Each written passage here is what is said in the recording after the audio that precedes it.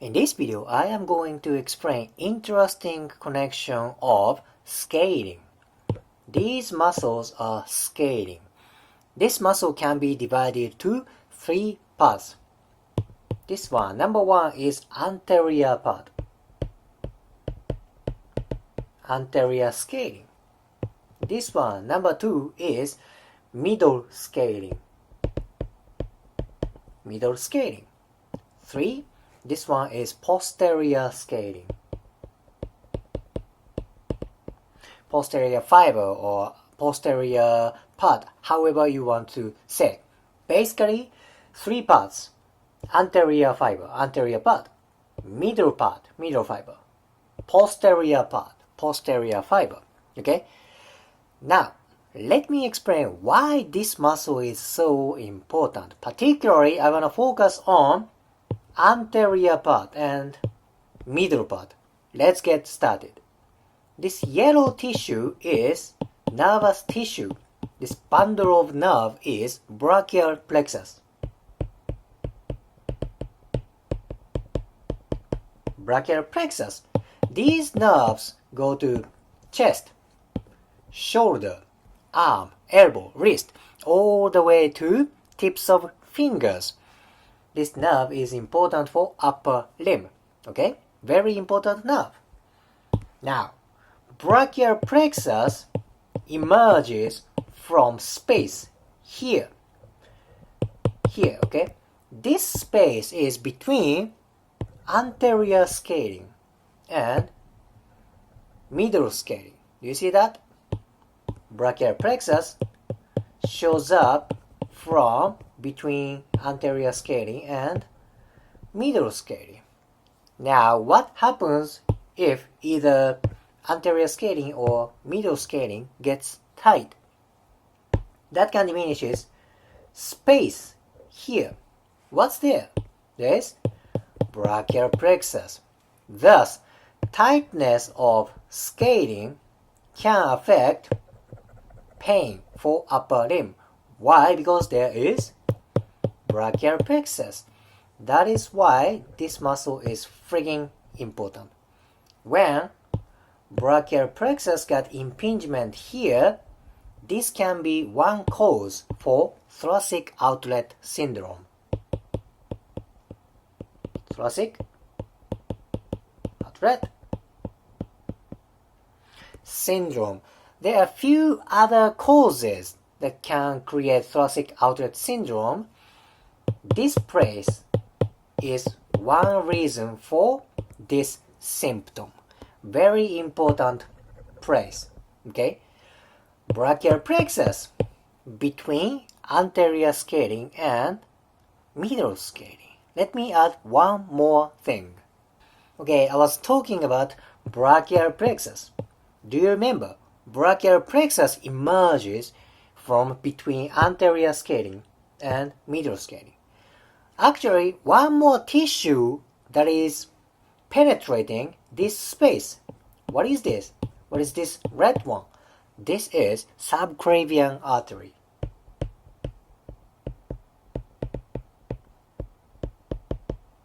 Subclavian artery. This is also important tissue because this artery sends blood to upper limb such as chest, shoulder, arm, and all the way down to tips of finger.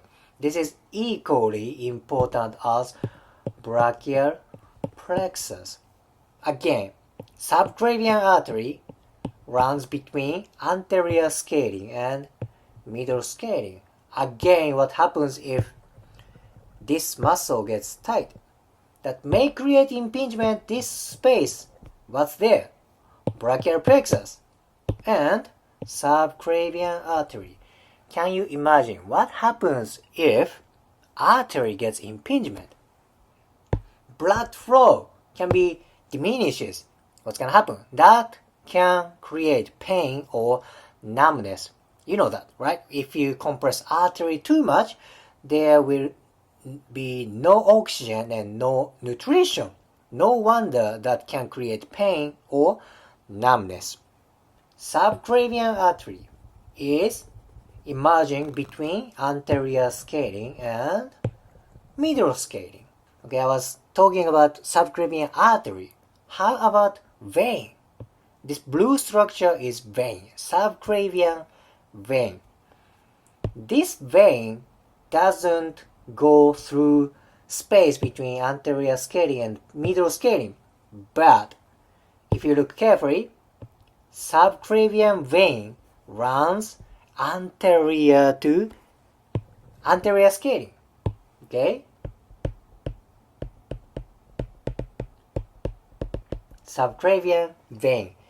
This vein runs anterior from anterior scalene. Okay, very important again. This vein has relationship with anterior scalene. What happens if this muscle gets tight? That can create numbness or pain around here because that can diminishes blood flow. Subclavian vein is important because it has relationship with anterior scalene and myofascia on anterior part of neck. If this area gets impingement or tightness, this tightness affects blood flow. This is very important place. Okay, subclavian artery that passes between anterior part and middle part. Subclavian vein runs in front of anterior scalene. Now let me go to a little bit deeper knowledge of anatomy.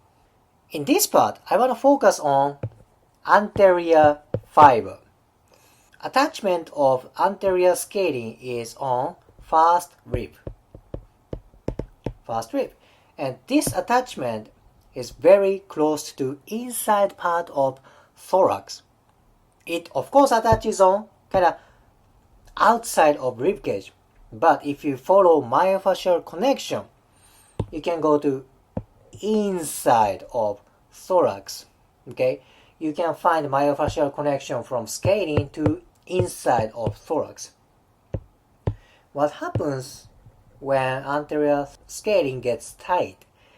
Maybe that can affect inside part of thorax because there is membranous connection, myofascial connection to inside of thorax. By the way, this inside thorax membrane is pleura. That is covering lung and inside part of thorax. Again, anterior scalene. If you follow this myofascial connection, you can go to inside part of thorax. Very important myofascial connection. And one more interesting connection. Actually, it's not scalene, but again, there's membrane inside of thorax. I want to focus on top of pleura. This part is very busy place, and actually there's connective tissue around this area. This yellow line. They are ligament. These guys are connecting pleura and vertebra and rib cage. I don't go too much detail about these ligaments, but they are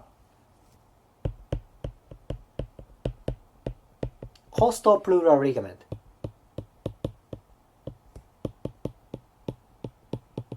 costal transverse ligament, and